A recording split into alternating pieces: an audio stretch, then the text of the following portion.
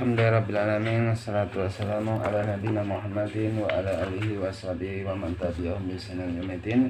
Kita melanjutkan tentang adabuz ziyaratil marid dari kitab Adabul Muslim fil yaumi wal laila. Kemarin ada ketika dia mengunjungi orang sakit, bagi orang yang mengunjungi orang sakit yaitu tidak boleh duduk lama-lama di sampingnya orang yang sedang sakit. Terus mendekat kepada orang sakit dan menanyakan bagaimana kabarnya. Ya, terus mendoakan orang sakit supaya dia lekas sembuh, supaya diliputi rahmat dan keselamatan dan dapat kesehatan.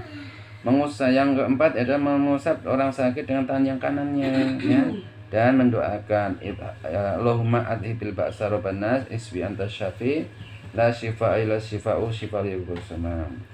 Dan mengingatkan kepada orang sakit supaya dia bersabar dengan ketetapan Allah dan tidak boleh menganggap akan lambatnya datangnya pertolongan Allah berupa obat-obatan, ya, diangkat penyakitnya, dan tidak boleh berharap supaya cepat datangnya kematian bagi orang yang sakit, dan menalkin orang yang yang sakit apabila diyakini itu sudah hadir akan kematiannya. Nah, sekarang adab bagi orang yang sakit, apa adabnya? Yang pertama ayubadira bitaubati wan nusuh, bitaubatin nusuh, ya, dia bersegera. Orang yang sakit bila datang penyakit menimpanya, dia harus segera bertaubat dari segala dosa-dosa yang telah dia lakukan, ya. Dengan tobat dengan tobat nasuhah, ya. Karena kalau masih sakit, insya Allah ampuni. Tapi kalau udah nyawa di tenggorokan, Allah sudah tidak mengampuni. Allahu yaqbalu taubatal abdi malam yughargir. Allah itu akan mengampuni dosanya hamba selama nyawa belum di kerongkongan. Tapi kalau udah nyawa di kerongkongan, udah mau meninggal, Allah sudah tidak mengampuni dosanya, walaupun dia bertobatnya. Sebagaimana Fir'aun ketika tenggelam di Laut Merah, dia mengakui Tuhannya Allah, Tuhannya Musa, ya, mengakui adanya Allah. Tapi oleh Allah ketika tenggelam, sudah mau tenggelam itu sama Allah sudah tidak diberi ampun lagi, ya, si Fir'aun tadi. Karena tidak ada gunanya ketika nyawa sudah ada di kerongkongan dia bertobat. Nah, baik orang sakit selama masih sakit parah maupun sakit ringan, dia bertobat dari dosa-dosa, dosa besar, dosa kecil, maksud syirik besar, syirik kecil, maka bertaubat. Apabila dia sudah keluar Islam, dia baca syahadat lagi, ya. Wa yuqbila 'alal amali sholeh, dan dia melaksanakan amalan soleh, ya, setelah tobat, ya. Kalau sakitnya parah, amal soleh apa yang mau dia kerjakan? Mau sholat nggak bisa ke masjid, ya. Mau menolong orang nggak bisa, ya, amal solehnya banyak-banyak beristighfar, baca tasbih, baca tahmid, baca tahlil. Kalau masih bisa duduk dengan membaca Al-Quran, ya, dan amal-amal soleh yang bisa dilakukan dengan lisannya, ya, baca Quran, memberi nasihat, baca istighfar. Nah itu, ya, harus dibarengi dengan beramal soleh. Kalau masih punya harta, dia titipkan, ya, ini tolong kasihkan harta ini ke masjid untuk membantu anak yatim. Nah, itu termasuk amal soleh. Pertama bersegera untuk bertaubat dengan taubatan yang nasuha.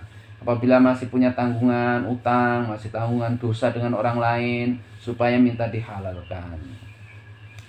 Yang kedua, ada bagi orang yang sakit wayahsunudon birabbi, dia berprasangka baik kepada Tuhannya, yaitu kepada Allah, bahwa dia ditimpakan sakit oleh Allah itu dalam rangka untuk menggugurkan dosa-dosanya, ya. Kita berbaik sangka, jangan berburuk sangka, Allah itu gimana sih, saya udah berbaik, beramal soleh setiap hari, sholat, tapi saya dikena sakit. Saya udah membantu anak yatim, bantu doa fakir miskin, malah ditimpakan sakit. Nah, itu tidak boleh, ya. Kita harus berbaik sangka bahwa Allah menimpakan penyakit ini semua ada hikmahnya. Hikmahnya pasti kebaikan. Pertama, dia digugurkan dosa-dosanya. Kedua, dia akan diberhentikan dari amalan-amalan buruk seandainya dia sehat. Ya. Seandainya sehat, mungkin dia akan beramal buruk, ya, mukul orang, menipu, mencuri, atau amal-amalan yang lainnya. Yang ketiga, supaya dia itu mawas diri, ya, kembali bahwasanya Semua ini adalah dengan ketentuan Allah, qada Allah, ya, qadar Allah. Dia diberi sakit supaya istirahat dari perbuatan-perbuatan yang tidak ada manfaatnya. Dia harus berhusnudzon kepada Allah. Wa yastahdhiru fi dhihni annahu makhluqun dha'ifun min makhluqatillah. Dan dia harus hadir dalam benaknya, ya. Sekuat apapun, sehebat apapun, badannya sesehat apapun, setiap hari diberi makanan, minuman, asupan gizi, nah, dia akan menyadari bahwasanya dia adalah seorang makhluk dari makhluk yang lemah, ya. Dia adalah makhluk lemah di antara makhluk-makhluk Allah. Nyatanya dia dapat musibah sakit oleh Allah, dikenai penyakit. Berarti dia lemah, ya. Walaupun setiap hari makan vitamin, obat-obatan, makanan suplemen, olahraga tidak habis-habisnya, nah nyatanya dia juga kena sakit. Dia akan sadar, ya.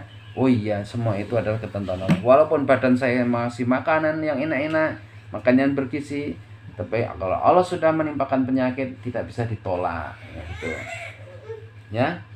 Terus wa anallahu ta'ala ghaniyun 'anil 'adzabihi wa 'anit ta'atihi. Dan Allah Subhanahu wa taala itu akan tidak butuh kepada akan melepaskan azabnya, ya, dan ketaatannya, ya. Yang ketiga, ayatahallala minal madzalimi, ya. Dia minta dihalalkan kepada orang-orang yang pernah dia zalimi, ya. Ketika Said, dia menghadirkan orang-orang yang telah dia zalimi. Oh, dulu anakku telah aku pukul, istriku telah aku pukul, tetanggaku telah aku pukul, aku tipu, aku bohongin, aku ambil hartanya. Nah, dia minta dihalalkan. Minta dihalalkan itu apa? Diberi maaf. Dulu saya pernah ngambil duitmu loh, ya, saya minta maaf, ya. Oh ya udah, nggak apa-apa, dihalalkan. Atau dulu saya ngambil kambing kamu, saya minta maaf, ya udah saya maafkan, tapi kamu harus kembalikan kambingnya. Itu harus dikembalikan juga kambingnya. Oh dulu saya telah mencuri uang kamu 10.000, ya, minta maaf, ya. Ya saya maafkan. Saya dulu pernah ngambil buku kamu, ya, minta maaf, ya. Ya tapi dengan syarat bukunya harus dikembalikan. Nah, harus dikembalikan. Itu namanya minta halal. Itu dimaafkan dari dosa-dosa yang pernah dia lakukan kepada sesama makhluk. Kalau dia lakukan kepada Allah, dia cukup minta istighfar kepada Allah dan tidak akan kembali mengulangi perbuatan itu dan menyesal dari segala yang dia lakukan, dan dia berkeyakinan keras untuk tidak mengulangi kembali dosa-dosa yang lakukan. Tapi kalau dosa kepada makhluk, minta dihalalkan, itu minta maaf. Minta dibarokkan, dibarok itu dilepas diri dari tanggungan beban dosa tadi supaya lega hatinya. Nah, itu namanya minta dihalalkan, ya. Wa yubadiru bi ada'il huquqi ila ashabiha, dan dia bersegera untuk mengembalikan hak saudaranya yang dulu pernah dia zalimi. Ya. Dulu saya pernah ngambil ayam kamu loh, Mas. Ya. Ini saya kembalikan, ya. Nah, oh iya dah, dulu setahun yang lalu. Nah, itu harus kembalikan.